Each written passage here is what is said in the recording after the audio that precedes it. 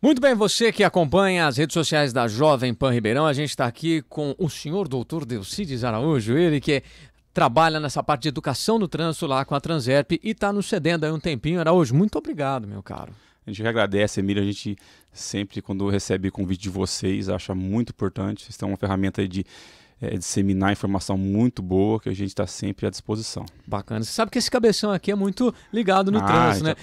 Vocês aí que não tinham visto a imagem ainda, o Araújo é o cara que eu tô sempre... Araújo, o semáforo parou, Araújo!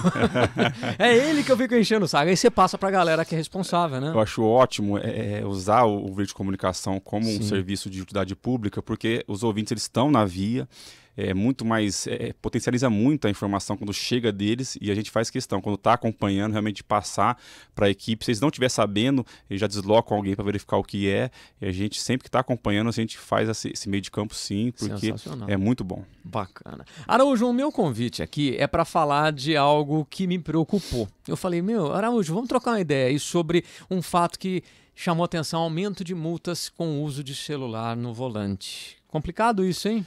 Então, o que ocorre? O celular já tem essa vedação dele desde a época de 98, né, com a promulgação do Código de Trânsito Brasileiro, que é a atual lei que rege aí a questão de trânsito no país, e teve algumas alterações. Né? Então, assim, as pessoas têm que entender que utilizar o telefone celular na condução do veículo é infração de trânsito, seja qual for a modalidade. A partir de 2018, teve uma alteraçãozinha, Emílio, que aumentou a penalidade para quem segura ou manuseia.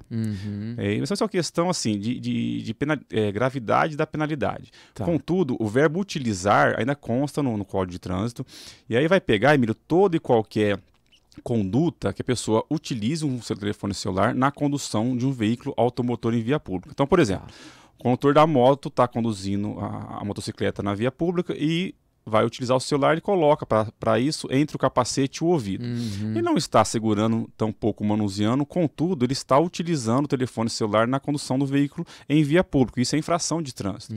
Porque a questão do celular, a despeito de que muitos acham que é por estar com a mão fora do volante, não é isso. É questão cognitiva, né? A pessoa, é a atenção. É a atenção. Está mais do que provado que a mesma parte do cérebro que a gente utiliza para conduzir o veículo, que são muitas informações, são muitos comandos, né? Conduzir o veículo, questão de tempo, espaço, comandos, é a mesma parte que a gente usa para uma interlocução com o terceiro.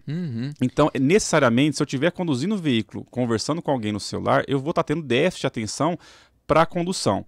Então, assim, nesse quadro também entra, Emílio, o viva voz. Muitos têm essa dúvida até hoje. Evidentemente, é mais difícil a caracterização da infração por um eventual fiscal, um policial, porque a pessoa pode estar conversando sozinha, hoje em dia, né, Emílio?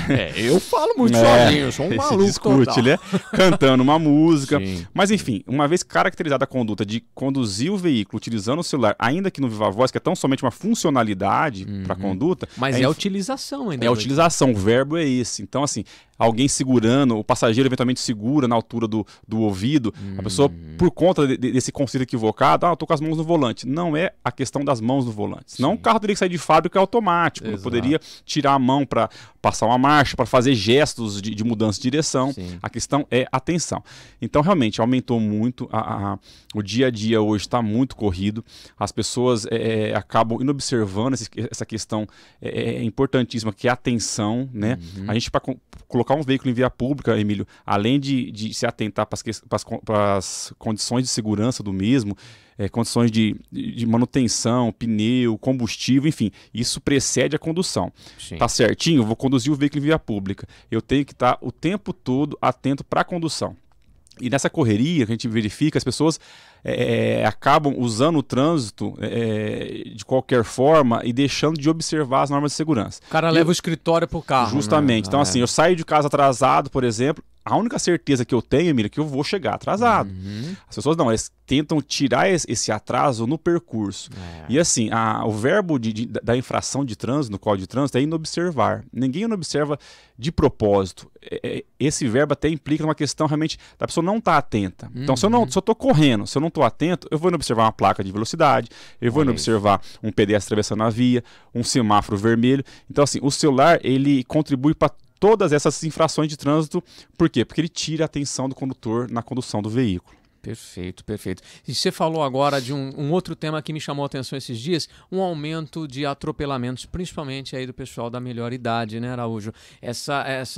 Junta tudo aí, o cara no celular e a pessoa fazendo travessias às vezes inadequadas, fora de faixa de pedestre, isso é muito complexo também e tem aumentado bastante, né? Você vê a questão da atenção, né? Por exemplo, Emílio, o condutor profissional que conduz aí transporte coletivo em via pública, ele está com um veículo muito maior, em tese tá mais suscetível a acidentes de trânsito, mas ele é um profissional que está atento ao que ele faz. Sim. Então você vê na prática poucos acidentes com esse tipo de veículo. E as pessoas que estão conduzindo veículos menores, a moto ela está assim, sempre a campeã, porque é um veículo mais ágil. O contexto da utilização da moto hoje, ainda mais com o advento da questão do motofrete, da entrega de serviço aí por esse tipo de veículo, a pessoa já vai para o trânsito com um contexto de quanto mais ele fizer corridas, serviço, ele vai ganhar mais dinheiro. Sim. Então, assim, tudo indica na questão da desatenção. E o atropelamento nada mais é, Emílio, que uma desatenção tanto do condutor do veículo quanto do pedestre. O pedestre, Emílio, ele também é um usuário da via pública, ele também tem deveres a ser cumpridos, inclusive ele é passível de autuação, não é feita por questão de aplicabilidade, questões assim jurídicas, de você colocar no papel como é que seria feita a autuação. Contudo, está previsto no Código de Trânsito que o pedestre ele pode cometer infração de trânsito e pode ser multado por isso.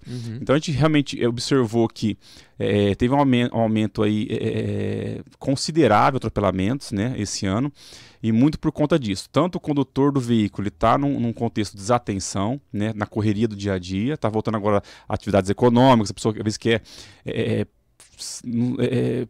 pegar o tempo que foi perdido, vamos dizer assim. Literalmente acelerar. Literalmente, né? Acelerar. E o pedestre, por sua vez, não está observando que ele tem que observar que são travessias seguras, em locais adequados, em faixa pedestre, não atravessar depois de curva, em locais que não tenha uma boa iluminação. Enfim, dentro desse quadro, a gente tem trabalho com uma ferramenta do governo do estado, que é o InfoSiga, que é do respeito à vida, Emílio, que lá a gente consegue mapear onde está ocorrendo mais acidentes, né? Quais os modais envolvidos e quais usuários e algumas informações que são interessantes, que a gente, resumidamente, levantou em relação a atropelamentos. Que eles ocorrem mais locais próximos a polos geradores que tem um pessoal da terceira idade, da melhor idade, né? Então, igrejas, por exemplo, rodoviárias, alguns núcleos, o atropelado com essa faixa etária acima de 60 anos de idade e muitos atropelados por motocicleta. Então, nesse sentido, a gente tem informação, a gente tem os projetos específicos, a gente vai ter uma palestra, inclusive, no próximo dia 28, para esse público da melhor idade, num núcleo que é desse tipo dessas pessoas, né? Para falar o que com eles? Coisas que a gente já sabe, mas que a gente tem sempre reiterando, né? Claro. Pessoal, travessia, é um público que já tem um pouco menos de mobilidade, né, Emílio? Menos visão periférica. Então, assim, é importante ressaltar para eles a maneira correta de eles usarem a via pública, para eles não ficar tão sujeitos a atropelamentos. O cara fica suscetível, né? Porque essa questão da melhor idade aí é complexa, porque o cara começa a ter deslocamento mais lento, né? Ele acaba tendo um problema ali de visual mesmo. Sim. E até não acompanhar muito o que está acontecendo de modernidade. Ele não acompanha que está todo mundo acelerado, ele já está ali muitas vezes aposentado, ele está com a vida mais tranquila e para ele a vida passa mais devagar, né? Então está fora do compasso, né? Eu quis contextualizar esse índice, porque aumentou muito realmente. Então eu quis contextualizar com essas informações no sentido de uma retomada da atividade econômica, as pessoas estão aceleradas realmente, a questão aí de um advento de um tipo de serviço, não é novo, mas que ele cresceu muito, que são as entregas de mercadorias com motocicletas. Demais. Isso aumentou muito o índice de acidentes. Esse ano foram 33 óbitos em vias públicas municipais, sendo que desses 33, 20 foram de motociclistas. Poxa. Então, assim, e o pedestre, por sua vez, ele também contribui para esse cenário de conflito veicular, na medida que ele não observa algumas normas simples, né? Que são essas, que a gente procura reiterar, que a gente vai reiterar com esse pessoal, que é um núcleo aqui no Campos Elíseos, tem bastante pessoal da menor idade ali, que são questões, igual eu falei, procurar entender que o trânsito está perigoso, Sim. procurar fazer a sua locomoção em locais mais seguros, utilizar locais adequados para fazer a travessia, né? Porque realmente eles estão numa outra vibe, vamos dizer assim, né? Eles estão mais tranquilos e eles acabam que não observando algumas coisas que pode ser que eles não vão ter outra oportunidade, né? Um atropelamento é muito sério, as lesões, né?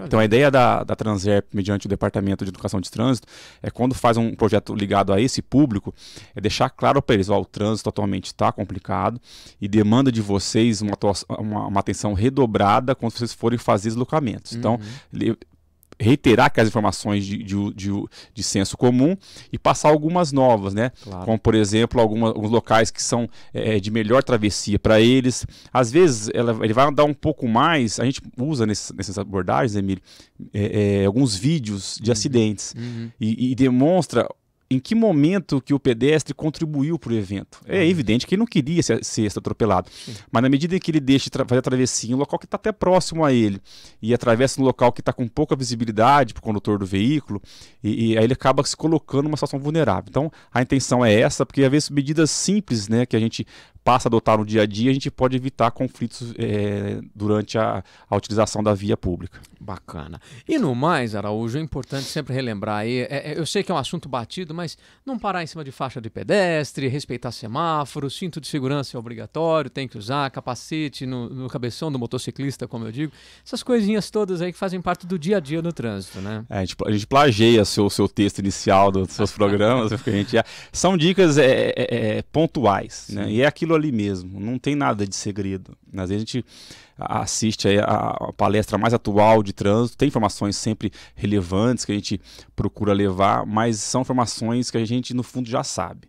Então é importante a gente estar reiterando, né, naquele trabalho, né, diário. Então a gente faz muitas palestras em empresas, CIPATs, palestras em escolas, mas com aquele mote, né, Emílio, de relembrar essas questões, né? Por exemplo, a gente procura sempre falar, evitar o excesso de velocidade, porque tudo que você faz rápido, você não vai fazer direito, né? Então, depois, a questão da atenção, vai sempre espelhar as infrações mais flagradas e os principais motivos de acidente, não tem para onde correr, né? Então, a infração mais flagrada, excesso de velocidade, é que mais implica em acidentes. A segunda infração mais flagrada, uso de celular, que é a desatenção, que implica a segunda causa de acidentes. Então, a gente está sempre relembrando, primeiro, para colocar o veículo em via pública, tomar as precauções para que esteja adequadamente nas questões de segurança, de equipamentos obrigatórios, para ele ser conduzido em via pública da maneira adequada. E uma vez estando conduzindo o veículo em via pública ou utilizando a via como pedestre, no caso, sempre se relembrar daquelas dicas importantes que vai evitar de eu me colocar numa situação de risco. São dicas básicas, né? Mas que é importante estar reiterando. Bacana. Araújo, Delcides Araújo, ele aí que trabalha com essa educação preventiva aí, né, para que as pessoas tenham a consciência no trânsito. Araújo, sempre um prazer trocar uma ideia contigo, que você cede um tempinho pra gente aqui na Jovem Pan. A gente agradece, a gente está sempre à disposição, vocês são uns parceiros aí na medida que vocês colocam em pauta esse assunto que é muito importante, e a Transerp está sempre à disposição para o que poder colaborar. Bacana. Eu já falei pros caras, não para em cima da faixa do pedestre que eu vou passar em cima do capô do seu carro. Abraço, Araújo. Valeu. Valeu.